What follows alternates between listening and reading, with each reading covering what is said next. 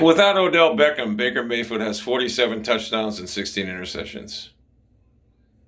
With Odell Beckham, he has 31 touchdowns and 28 interceptions. The numbers don't lie. What does that tell you? That tells you over the course of 2.5 years, Baker Mayfield and Odell Beckham do not have any type of chemistry and never will. Okay? It doesn't take 2 years to get chemistry. It doesn't.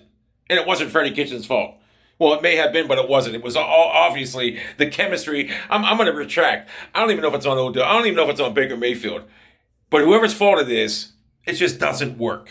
I did the numbers. 47 TDs and 16 interceptions when Odell Beckham doesn't play. That's great numbers. Great numbers. And then John Dorsey brings this fucking disease to us, Odell Beckham Jr. And I mean, I'm just using that as an example. Obviously, he's not a disease, but they bring him to us, and Baker goes 31 and 28 with Odell Beckham Jr. He basically he sabotaged his quarterback. So if I look at these numbers, and it's not just the numbers, just look at him. Everyone thought the second season was a disaster, which it was.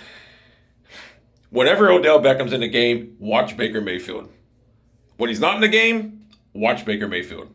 And I'm not saying if he's out for one play, I'm just saying the tape is out there. When Baker doesn't have Odell to worry about in his head, I mean, you look at the Cincinnati game. He tried forcing the ball on Odell. He was 0 for 5 that game when Odell played.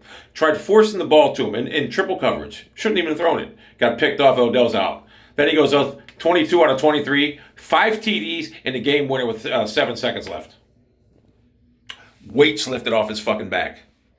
47 and 16 tells me that's a great quarterback. Not good, that's a great quarterback. Then you look at his play in the playoffs. I think he had 5 TDs, 1 interception in the playoffs. That's great. That's great. I mean, so we're not getting rid of our quarterback. The bottom line is Odell Beckham. I've said it from the start, and you can go back and check it. I said it won't work. It never will work. I never was an Odell Beckham fan.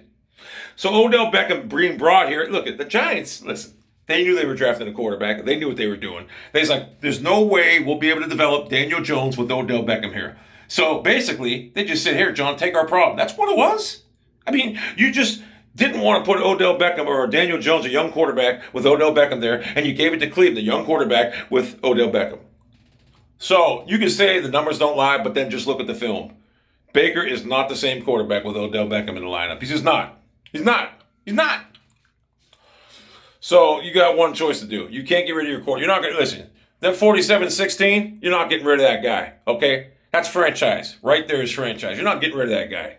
You're going to get rid of the guy that just doesn't fit. So, the talk about getting rid of Baker, no, come on. You watched the man play in the playoffs last year. If it wasn't for his head coach handcuffing him with his horrible play calls, we would have won it. We would have beat KC.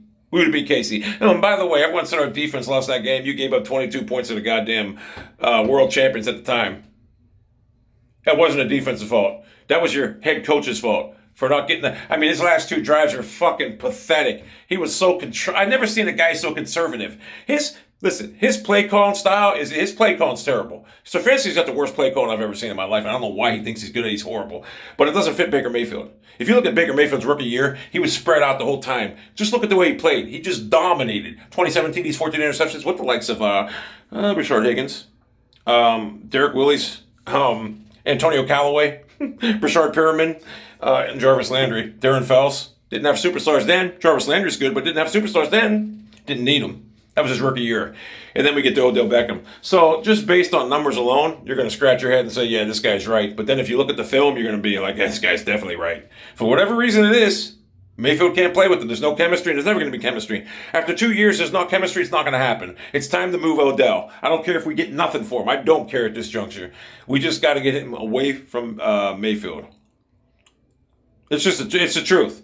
Mayfield can't play with them. The chemistry's not there, and it's destroying my quarterback. Because 47 TDs and 16 interceptions when Odell Beckham's not playing, those are great numbers. Those are excellent numbers. That's franchise quarterback numbers right there. Then they get Beckham, 22 TDs and 21 interceptions. And then last year it was, 10 TDs and 7 interceptions. It was basically going to be the same. And Stefanski was the coach. It was going to be basically the same. But he got hurt. Think about it. He had 10 TDs and 7 interceptions. It was going to be the same. Stefanski was the coach. And then Stefanski got ultra conservative because during the rest of the year, Mayfield won 16 TDs and 1 interception. In 10 games or something like that? You got to throw more touchdowns than that, and that's because Kevin Stefanski said, "Well, no, we had them 3 hurricane weather games, so you got to take 3 games in the context that there was some real bad weather." So, but anyway, Mayfield's a franchise quarterback. I've said it before, and I'll say it again. You got to get rid of Beckam. There's only one solution, and that's getting rid of Beckam. It's nothing against him. It's just, my quarterback is more important to have a franchise quarterback than it is to have a guy who catches balls with one hand that hasn't had a good year since his 3rd or 4th year in New York. He had 4 good years. That's it. After that, nothing. So Odell, good riddance, buddy boy. We never wanted you, and I think I speak for most Browns fans. We don't need you.